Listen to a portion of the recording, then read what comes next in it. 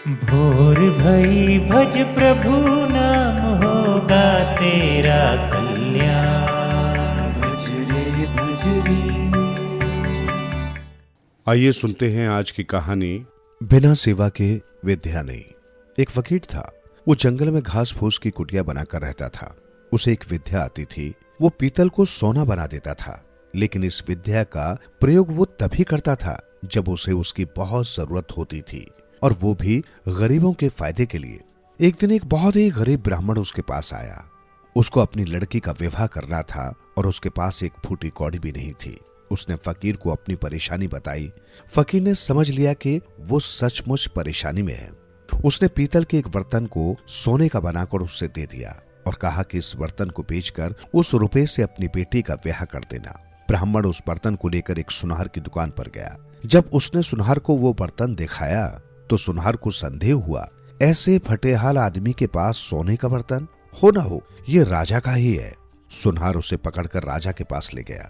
राजा ने पूछा कि क्या बात है, तो उसने सारी बात सच सच बता दी। सुनकर राजा के मन में लालच आ गया।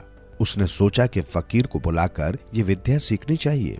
ये सोचकर उसने ब्राह्मण को तो छोड़ दिया, साथ ही अपने एक आदमी से कहा कि जाओ और उस फकीर को पकड़कर ले आओ। आदमी गया और थोड़ी देर में फकीर को साथ लेकर आ गया। राजा ने कहा, फकीर, तुम पीतल को सोना बनाना जानते हो? फकीर बोला, जी हाँ। राजा ने कहा, ये विद्या हमें सिखा दो। फकीर निडरता से बोला, नहीं, मैं ऐसा नहीं कर सकता। जानते हो मैं कौन हूँ? राजा ने कड़क कर कहा। फकीर बोला, जानता हूँ, खूब अच्छी तरह से जानता हूँ। राजा को बड़ा गुस्सा आया। उसने कहा, मैं तुम्हें 15 दिन का समय देता हूँ। अगर इस बीच तुमने मुझे विद्या सिखा दी तो ठीक, नहीं तो तुम्हें फांसी के तख्ते पर लटकवा दूंगा। उसने फकीर को भेज दिया।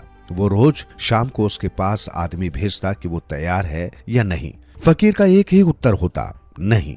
ऐसी विद्या को राजा छोड़ना नहीं चाहता था। उसने देख लिया कि फकीर को डराने धमकाने से कोई नतीजा नहीं निकलेगा, तो उसने दूसरा उपाय सोचा। जब 7 दिन बाकी रह गए तो उसने अपना वेश बदला और फकीर के पास जाकर उसकी सेवा करने लगा। उसने फकीर की इतनी सेवा की कि फकीर खुश हो गया। उसने पूछा, बोल, तू क्या चाहता है?